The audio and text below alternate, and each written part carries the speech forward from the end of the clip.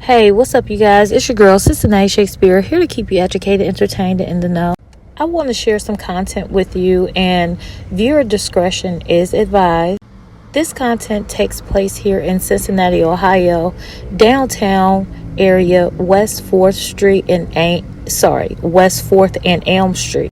This happened July the 26th here, 2025. Cincinnati police stated that the incident began verbal and it turned into a physical altercation. However, people who are familiar with the situation are calling it unfair because of the words that were used. So take a look at this and please weigh in the comment section. Offered tips about what happened and who was involved, but he says officers still need help. There are still some people that have not been identified.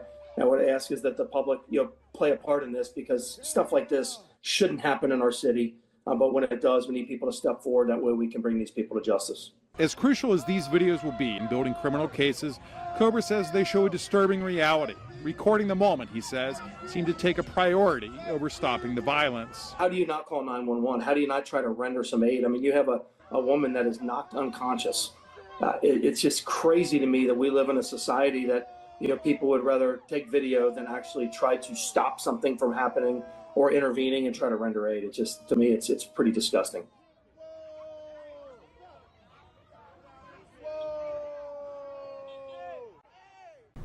I mean, it is beyond frustrating to see this kind of behavior in our urban core. We are spending so much time, so much money trying to build up our community, trying to put Cincinnati on the map as a destination. See, this is what they don't tell you. They don't tell you the full story. They narrate. It's more. We don't get out of character like that unless something is done and something is said. And the N-word in a time of altercation is what was said. Now, you gotta think that brings hate. That's a hate crime, right? We're not gonna talk about those things. We're just gonna lock them up and show them that we're doing something about it. But what good does that do? It's okay for the KKK to come up on the bridge waving swastika flags, some armed with rifles. Eric Ruffin took this video of a group of apparent Nazis in Lincoln Heights where he says they called him the N-word. Officially letting you know there is racism in America. This is absolutely ridiculous that I gotta deal with this. Other videos show counter-protesters breaking through a police line to confront them. And 100 took a swastika emblazoned flag and set it aflame, leaving just this blob. Charlene Evans helped set it on fire. In this neighborhood, we do stand for something. This here turf is golden soil, and it won't be tarnished with things like that. One man arranged bullets to spell out LH on the flag, a message not to return to Lincoln Heights, to lower the temperature. Man, look, people are not on that shit. And when I tell you that I've been trying to address these things, not only in housing, is it racism? I've been screaming this stuff for years. You guys can go through my content, not just here on TikTok, but on other social media platforms. I've been screaming this stuff. I've been screaming this stuff even when I was in corporate America. This stuff is disgusting. And racism kills. Say that to say this. We need awareness. Because the shit needs to stop. Not only do you have to worry about it in housing, you have to worry about it in the educational system, you have to worry about it in the healthcare system, you have to worry about it everywhere. If you don't stand for something, you will fall for anything. And it's a lot of people here that fall for anything. In fear of the wrong things. Oh, I'm scared I'm going to lose my job, so I got to co-side. I got to, side with them. I'm sorry. I had to switch up on you. That's not doing anything. You shouldn't feel like you have to be another person. You should be able to be yourself. You should be able to speak up and stand against the things that are wrong. And that is wrong. You don't use those type of words.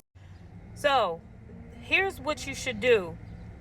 Anybody that's against what happened down there, I want to get more of the story. but I also want to give you guys some information where we could all come together, support, and report this to the FBI. Because as I always say, one thing that they gonna do, them people, is repeat history. And this is Cincinnati's history right here. Lasandaville's history right here. And when I was running for office, the discussion or even the issue about racism was at the bottom of the list. So they don't care. People have offered tips about what happened and who was involved, but he says officers still need help. There are still some people that have not been identified. And what I ask is that the public, play a part in this, because stuff like this shouldn't happen in our city. But when it does, we need people to step forward. That way we can bring these people to justice. As crucial as these videos will be in building criminal cases, Cobra says they show a disturbing reality. Recording the moment, he says, seemed to take a priority over stopping the violence. How do you not call 911? How do you not try to render some aid? I mean, you have a woman that is knocked unconscious. It's just crazy to me that we live in a society that, people would rather take video than actually try to stop something from happening or intervening and try to render aid. It's just, to me, it's pretty disgusting.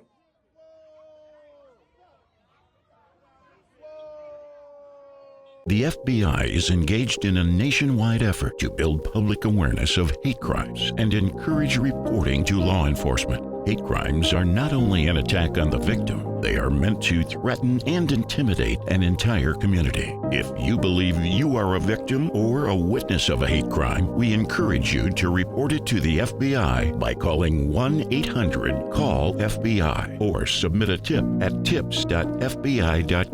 You may remain anonymous.